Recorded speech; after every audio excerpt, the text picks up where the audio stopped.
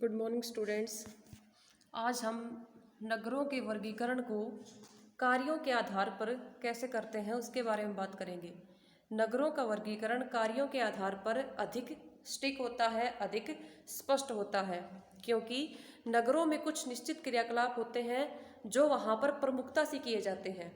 जैसे कुछ नगर पत्तन नगर के रूप में प्रसिद्ध होते हैं, जैसे भारत का मुंबई, चेन्नई, सूरत, कांडला, ये ऐसे नगर हैं जिनको पत्तन नगर के रूप में जाना जाता है।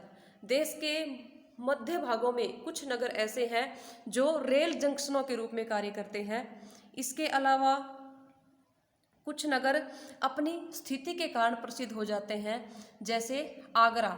ये शहर ऐसे होते हैं जहाँ पर लगभग देश के जो मुख्य हाईवेज होते हैं वो गुजरते हैं और धीरे धीरे वहाँ पर नगर स्थापित होकर प्रसिद्ध और फेमस होना प्रारंभ हो जाते हैं। कार्यों के आधार पर भारत के नगरों को निम्नलिखित भागों में बांटा जाता है। सबसे पहले प्रशासनिक नगर। प्रशासनिक नगर वो होते हैं जहाँ पर नगरों का कार्य उस राज्य का या राष्ट्र की सीमाओं के अंदर जितना भी प्रशासन का कार्य होता है वो किया जाता है। इनमें मुख्य रूप से चंडीगढ़, भुवनेश्वर, गांधीनगर, कश्मीर, या फिर ये कहें कि देश में ये राज्यों की जितनी भी राजधानियां हैं, केंद्र शासित प्रदेश हैं, वो सभी इसमें शामिल किए जाते हैं। दूसरे आधार पर हम बांटते हैं वो है औद्योगिक नगर।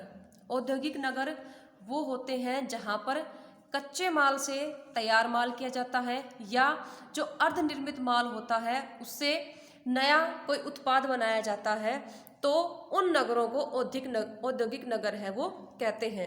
जैसे कि भिलाई छत्तीसगढ़, हुगली पश्चिम बंगाल, जमशेदपुर झारखंड, ये सारे ऐसे नगर हैं जहाँ पर बड़े बड़े उद्योग लगे हुए हैं।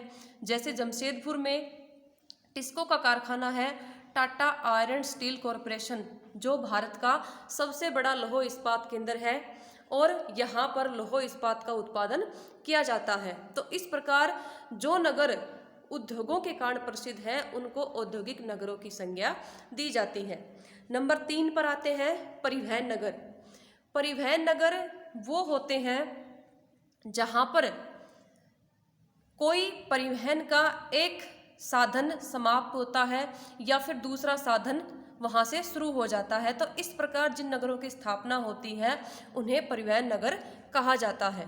जैसे कि भारत के तटीय क्षेत्रों पर स्थित राज्य जिनमें जहाँ पर बंदरगाह स्थित है वहाँ पर नगरों का विकास सामान के आयात निर्यात या फिर सामान के चढ़ाने और जहाज़ों से उतारने के कारण वहाँ पर धीरे धीरे नगरों का विकास होता है और फिर वो आगे विकास करते जाते हैं।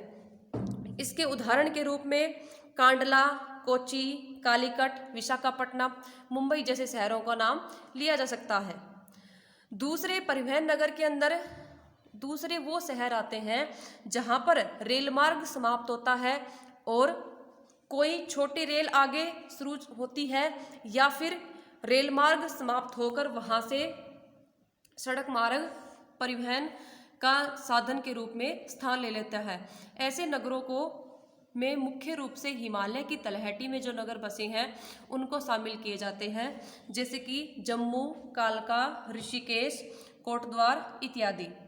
तीसरा परिवहन नगर के अंतर्गत उन नगरों को शामिल करते हैं जहाँ पर अनेक बड़े बड़े सड़क मार्ग या रेल मार्ग आकर मिलते हैं। वहाँ पर जो नगरों का विकास होता है उनको परिवहन नगर के नाम से जाना जाता है। इनमें रेवाड़ी, मुगलसराय जैसे जंक्शन है वो प्रसिद्ध है। कुछ नगर ऐसे होते हैं जहाँ पर 2 या 2 से अधिक राष्ट्रीय राजमार्ग आकर मिलते हैं, वहाँ पर नगरों का विकास हो जाता है, तो उन नगरों को भी परिवहन नगरों के रूप में जाने जाने लगता है। इनमें मुगलसराय, इटारसी, कटनी जैसे नगर हैं वो प्रसिद्ध हैं। अब बात करते हैं व्यापार और वाणिज्य नगरों की। व्यापार और वाणिज्य किसी नगर की आत्मा होते हैं। वहाँ पर जो लोग बसते हैं उनका प्रमुख साधन होते हैं। रेडजेल ने कहा है कि व्यापार और वाणिज्य है वो किसी नगर की आत्मा होते हैं। औद्योगिक क्रांति से पहले जो नगरों का विकास था वो मुख्य रूप से व्यापार और वाणिज्य के रूप पर ही निर्भर था। व्यापार तथा वाणिज्य नगर वस्तुओं के क्रय और विक्रय में विशिष्टता प्राप्त कर लेते हैं और उसी के आधार पर उनको जाना जाने लगता है, जैसे कि कोलकाता, मुंबई, सहारनपुर, दिल्ली, सतना, इस प्रकार के नगरों के उदाहरण हैं। इसके बाद बात करते हैं खनन नगर की। खनन नगर वो नगर होते हैं जहाँ पर किसी प्रकार का खनन किया जाता है, किसी प्रकार का खनिज प्रकृति के अंदर से निकाला जाता है, तो उन नगरों को खनन नगर की संज्ञा दी जाती है। जैसे कि रानीगंज पश्चिम बंगाल में, जहाँ से कोयला निकाला जाता है।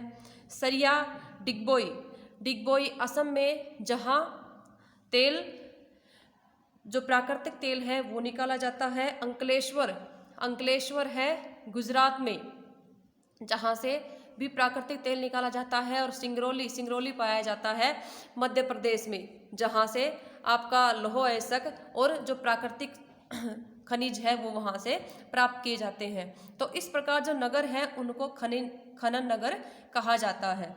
नेक्स्ट है एजुकेशनल सिटीज, शैक्षिक नगर वो होते हैं जहाँ पर शिक्षा के कार्यों की प्रधानता होती है, जहाँ पर स्कूल, कॉलेज, यूनिवर्सिटी की अधिकता होती है। उन नगरों को एजुकेशनल सिटीज़ के नाम से जाना जाता है, जैसे रोहतक, पिलानी, कुरुक्षेत्र, अलीगढ़, दिल्ली इत्यादि।